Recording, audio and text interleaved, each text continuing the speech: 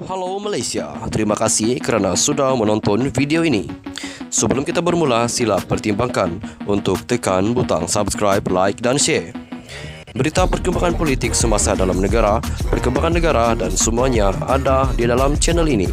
Terima kasih kerana sudah menonton. Hai, halo Malaysia, selamat petang tuan-tuan dan puan-puan. Terima kasih kerana masih terus setia berada di dalam channel ini. Bagi anda yang baru pertama kali hadir di dalam channel ini, jangan lupa untuk tekan butang subscribe serta aktifkan juga lonceng notifikasi supaya anda tidak ketinggalan dengan perkongsian-perkongsian terkini, update-update terkini dari para channel ini berkaitan dengan perkongsian berita-berita terkini dan juga perkongsian berita-berita politik dalam negara. Baiklah tuan-tuan dan puan-puan yang saya amat kasih sekalian, semua subscriber, semua viewer yang sedang menonton video ini, hari ini saya akan kongsikan satu ulasan daripada Malaysia Kini yang mengatakan 100 hari kerajaan Anwar, betulkah Melayu tak puas hati? Sekali lagi, ulasan ini daripada Malaysia Kini, bukan direka-reka, bukan saya buat sendiri. 2 hari lepas, terbit laporan kaji selidik yang dibuat oleh firma penyelidikan O2 Malaysia dengan kerjasama 5 media arus perdana. Kaji selidik tersebut dilakukan dengan 35,077 pelajar agensi media dari seluruh negara selama 10 hari bermula dari 6 Februari hingga 16 Februari 2023 bertujuan meninjau sentimen rakyat berhubung prestasi kerajaan perpaduan. Hasil tinjauan tersebut menunjukkan dapatan berikut.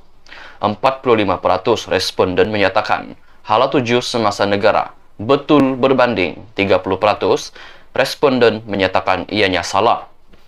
38% responden menyatakan ekonomi negara dari Disember 2022 hingga Februari 2023 bertambah baik berbanding 39% responden menyatakan ekonomi negara bertambah buruk.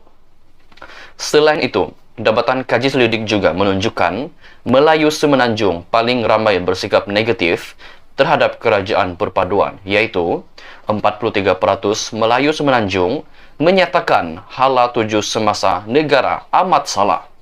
53% Melayu Semenanjung menyatakan ekonomi negara dari Disember 2022 hingga Februari 2023 bertambah buruk. 71% Melayu Semenanjung menyatakan rasa tidak puas hati dengan usaha kerajaan menunaikan manifesto PRU 15 Pilihan Raya Umum ke-15. Mereka berbanding 20% India, 20% China, 27% Bumiputra Sarawak, 36% Bumiputra Sabah, dan 42% lain-lain. Ini menyebabkan laporan tersebut menekankan majoriti kaum Melayu merasakan kerajaan perpaduan tidak berprestasi dengan baik selama 100 hari memerintah. Betulkah dapatan ini?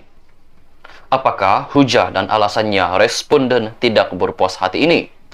Hujah ini dikesampingkan dalam laporan dapatan kajian. Sebagai perbandingan, lihat dapatan kaji selidik Merdeka Center pada 26 Disember 2022, yaitu dengan 15 Januari 2023, yang menunjukkan tahap kepuasan hati orang Melayu terhadap prestasi Perdana Menteri yaitu Anwar Ibrahim dan kerajaan perpaduan adalah jauh lebih tinggi. Misalnya, 60% responden Melayu berpuas hati terhadap prestasi Anwar sebagai Perdana Menteri. 49% responden berpuas hati terhadap kerajaan perpaduan.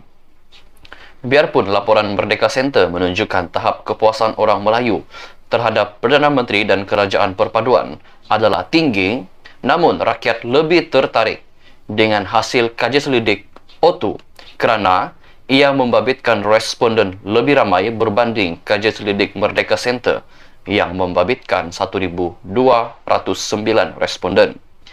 Namun timbul pertanyaan, betul dan tepatkah kaedah penyelidikan O2? Validkah pemilihan responden? Apakah ia dibuat secara sistematik ataupun tidak? Misalnya, walaupun melibatkan 35,077 responden, 81% daripadanya adalah lelaki dan 19% responden adalah perempuan yang tidak mencerminkan profil sebenar pengundi Malaysia. Begitu juga dari segi pecahan etnik, kumpulan umur, penempatan dan kumpulan pendapatan bulanan isteri rumah. Ini berbeza dengan metodologi Merdeka Center yang dibuat secara sistematik mengikut random stratified sampling, di mana responden dipastikan mencerminkan profil sebenar pengundi Malaysia dari segi umur, etnik, jantina dan kawasan mengundi. Bagi saya, kajian selidik yang reliable hendaklah cermat dalam aspek metodologi. Jangan dibuat secara rawa kerana ia tidak mencerminkan realiti sebenar di bawah. Apakah pandangan ini bermakna saya menolak jabatan kaji selidik yang dibuat? Saya menerima maklum balas yang diterima kerana ia berguna untuk saya di JCOM, meningkatkan lagi usaha kami mendekati rakyat dan menyampaikan dasar-dasar kerajaan kepada rakyat. Yang saya tegur ialah dalam menjalankan kaji selidik, gunalah metod ilmiah yang betul supaya dapatannya dapat mengurangkan peratusan kesilapan yang amat besar. Selain itu adalah supaya ia dapat menggambarkan realiti sebenar yang lebih tepat. Lagipun, kajian selidik ini dibuat sebelum Anwar membentangkan Belanjawan 2023 pada Jumaat lepas yang menggariskan Hala 7 Malaysia Madani. Yakinlah setelah Belanjawan 2023 dilulus dan dilaksanakan, maka Hala 7 negara akan lebih jelas dan ekonomi negara akan bertambah baik dan baik. Semoganya selepas ini sokongan rakyat dari semua etnik terhadap Perdana Menteri dan Kerajaan Perpaduan akan sentiasa tinggi. Muhammad Agus Yusof merupakan bekas pensyarah Universiti Kebangsaan Malaysia UKM dan penganalisis politik yang kini bertugas sebagai Ketua Pengarah Jabatan Komunikasi Komuniti. Tulisan ini tidak semestinya mencerminkan pendirian Malaysia kini. Baiklah tuan-tuan dan puan-puan, itulah perkongsian berita daripada channel ini untuk hari ini. Apakah pendapat Anda? Apakah respon Anda? Jika Anda mempunyai sebarang komen ataupun pendapat daripada Anda sendiri ataupun pendapat Anda sendiri, jangan lupa untuk maafkan saya. Jangan lupa untuk komen di ruangan komen di bawah. Kita jumpa lagi di video yang seterusnya. Jangan lupa untuk tekan butang subscribe, aktifkan juga lonceng notifikasi supaya Anda tidak ketinggalan dengan update-update terkini daripada channel ini dengan perkongsian berita terkini dan berita-berita politik. Kita jumpa lagi di video yang seterusnya. Bye-bye. Terima kasih kerana sudah menonton.